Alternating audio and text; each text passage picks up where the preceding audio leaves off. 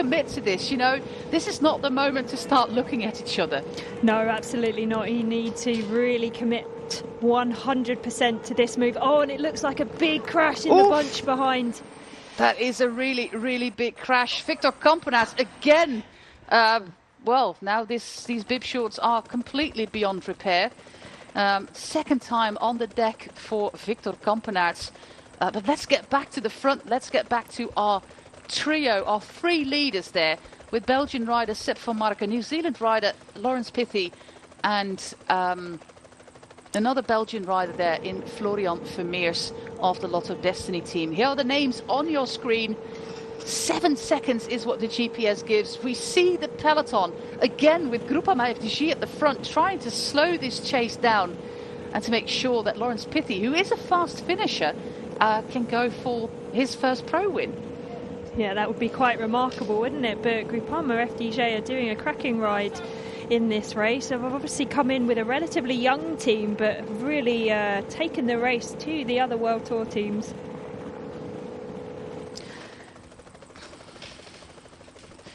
Eight seconds. Of course, this is an unforgiving part of the course if you are in a breakaway. But look at that, the peloton is down to 25 riders. We lost quite a few of them in that crash that happened basically like in the middle of the pack. So normally you would expect that the top sprinters, the Tim Merlier, Sam Welsford, Gerben Thijs, etc., would not be caught behind the crash. But, well, the camera cannot go to the front of that group because, yeah, the gap is just too small at the moment.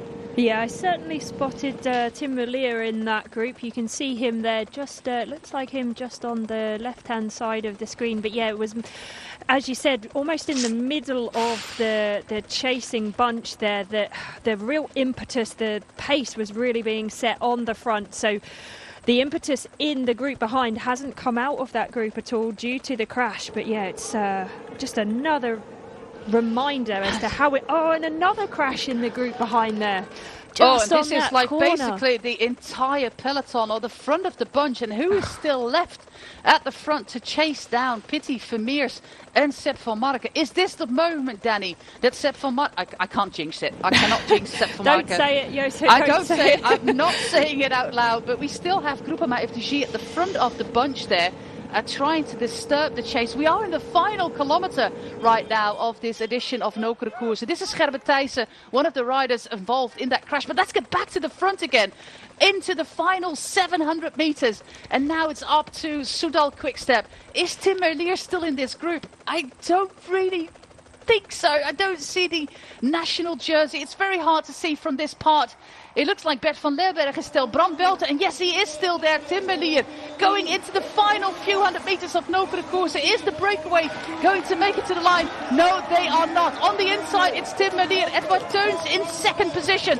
Tim Merlier sprinting from the front, out of the saddle, on the cobbles. Or is Edward Teuns going to bridge across? No, it's going to be another win for Tim Merlier ahead of Edward Teuns. But that was a close one. That was really, really close. It happened in the final 200 meters. Wow, that was nail-biting, wasn't it? Right down to the wire. But yeah, second win, 2 from 2 for the local boy, Tim Merlier. Milan Menten in third place on the podium. Yeah, and the sprinters, they all avoided the crashes there at the front of the bunch. And of course, his fan club is there. His fan club is there. Great win by Tim Merlier, and what a season so far for Tim Merlier. The new dad, he became a dad just before his first race of the season in Oman. And he sure has dad power.